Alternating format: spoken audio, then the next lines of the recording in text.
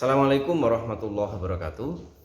Kali ini saya akan membahas tentang koneksi antar materi modul 2.2. Ada dua pertanyaan pemantik yang ingin saya jawab. Yang pertama adalah, apa kesimpulan tentang perubahan pengetahuan, keterampilan, sikap sebagai pemimpin pembelajaran setelah mempelajari pembelajaran sosial dan emosional atau PSE? Tentu setelah mempelajari PSE, saya mengalami peningkatan dalam aspek pengetahuan, khususnya tentang pentingnya PSE dalam rangka menciptakan suasana pembelajaran yang aman dan nyaman sehingga mampu menciptakan kondisi well-being atau kondisi nyaman serta meningkatkan prestasi akademik murid. Pada aspek keterampilan, tentu saja saya memiliki keterampilan bagaimana mengimplementasikan KSE atau PSE ini di dalam pembelajaran, baik itu secara eksplisit, integratif, maupun dengan cara menciptakan iklim di kelas dan di sekolah. Dan dari aspek sikap, tentu saya akan lebih senang dan tenang karena saya memahami bagaimana kompetensi sosial dan emosional itu harus dikembangkan pada diri murid dan juga pada diri guru atau rekan sejawat. Itu yang pertama. Yang kedua, pemantik kedua adalah, apa kaitan pembelajaran sosial dan emosional yang telah saya pelajari dengan modul-modul sebelumnya? Tentu modul-modul sebelumnya ini menjadi basis dari KSE ini, dan juga sebaliknya KSE juga akan mendukung tercapainya misi pendidikan, visi dan misi pendidikan. Sebagaimana kita tahu bahwa pendidikan itu merupakan upaya untuk menuntun kekuatan kodrat murid agar mereka ini mencapai keselamatan dan kebahagiaan setinggi-tingginya sebagai pribadi atau sebagai manusia maupun sebagai anggota masyarakat. Nah, pendidikan ini juga dimaksudkan untuk mengasah budi pekerti, yaitu di mana cipta, rasa, dan karsa siswa itu diasah, diolah sehingga menjadi bulat gitu. Dan itulah yang dinamakan budi pekerti. Sehingga menurut saya dengan pembelajaran PSE atau KSE ini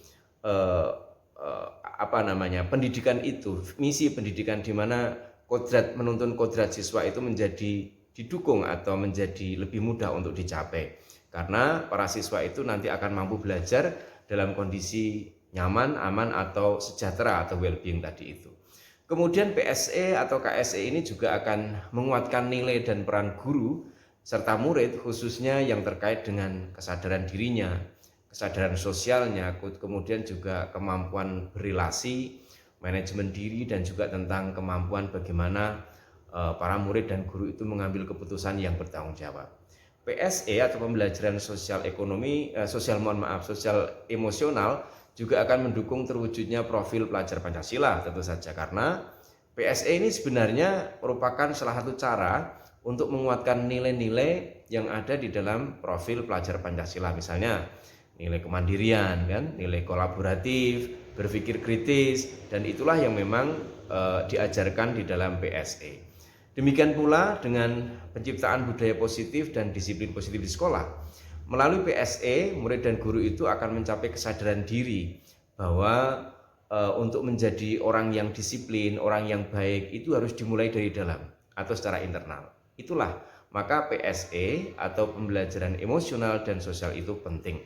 Inilah diantara keterkaitan antara PSE dengan tema-tema yang dikaji pada modul-modul sebelumnya, termasuk adalah bagaimana pembelajaran berdiferensiasi itu diterapkan atau diimplementasikan dan diintegrasikan dengan PSE itu juga.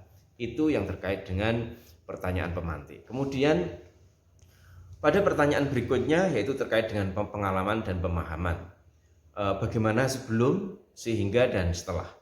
Nah, sebelum mempelajari modul ini, saya berpikir bahwa pembelajaran dan perkembangan sosial emosional murid itu akan tumbuh berkembang secara natural atau alamiah. Jadi tidak perlu intervensi dari guru, tidak perlu intervensi dari penciptaan lingkungan dan seterusnya. Tetapi ternyata setelah kita pelajari modul ini, kita tidak melulu memberikan pembelajaran yang terkait dengan pengetahuan saja gitu. Sehingga yang PSE itu atau sosial emosionalnya kita abaikan, tidak. Ternyata PSE atau kompetensi emosional dan sosial itu harus diintervensi oleh guru. Guru harus menciptakan atau mendesain pembelajaran agar kompetensi sosial dan emosional siswa itu tumbuh dan berkembang dengan baik.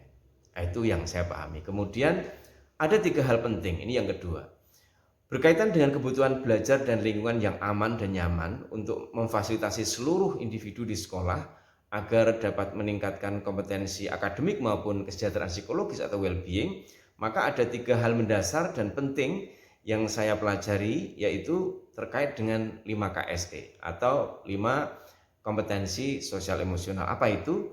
Yaitu pertama adalah kesadaran diri, lalu manajemen diri, kesadaran sosial, kemudian keterampilan berelasi atau bagaimana berkolaborasi, dan bagaimana mengambil keputusan yang bertanggung jawab. Itu 5 KSE. Lalu berikutnya saya juga memahami hal penting, yaitu terkait dengan mindfulness atau bagaimana membangun kesadaran penuh, yang ini sebenarnya dapat kita latih dengan beberapa teknik, dan dalam modul ini kita diajari yaitu dengan misalnya teknik stop gitu, dan tentu saja masih ada teknik-teknik lain.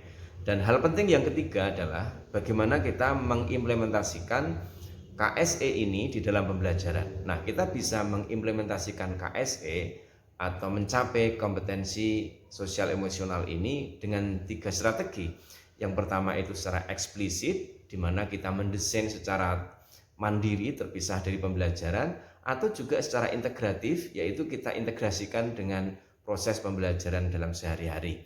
Dan yang ketiga yaitu dengan menggunakan strategi penciptaan lingkungan atau penciptaan iklim atau budaya di kelas maupun di sekolah, di mana budaya yang aman dan nyaman, yang ini merupakan atau tentu saja dilakukan secara kolaboratif oleh semua warga sekolah. Nah, terkait dengan hal kedua tersebut atau pertanyaan yang nomor 2 tersebut, perubahan yang akan saya terapkan di kelas dan sekolah itu diantaranya yang pertama adalah perubahan terhadap murid atau bagi murid-murid. Nah, saya akan mengimplementasikan pembelajaran sosial emosional untuk meningkatkan 5 KSE yang saya sebutkan tadi itu. Misalnya tentang kesadaran diri, kesadaran sosial, manajemen diri, keterampilan berelasi, dan juga bagaimana keterampilan pengambilan keputusan yang bertanggung jawab. Melalui apa? Yaitu melalui pembelajaran secara terintegrasi, walaupun bisa juga secara eksplisit dan ditambah dengan dikuatkan dengan penciptaan iklim dan budaya sekolah. Kemudian saya juga ingin melakukan perubahan pada diri saya sendiri dan juga rekan sejawat atau para guru. Saya akan memerankan diri saya sebagai role model tentu saja, yaitu memodelkan diri menjadi teladan di dalam kegiatan sehari-hari ketika saya melaksanakan tugas dan fungsi saya sebagai seorang guru.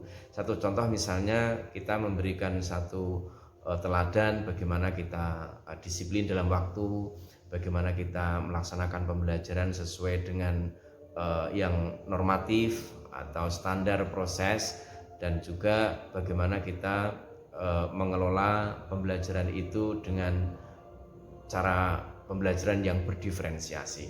Itu satu contoh. Dan saya juga akan selalu berkolaborasi dengan rekan sejawat ini, karena satu cara yang terbaik saya kira untuk melakukan perubahan terutama dalam menumbuh kembangkan KSE ini adalah dengan kolaborasi.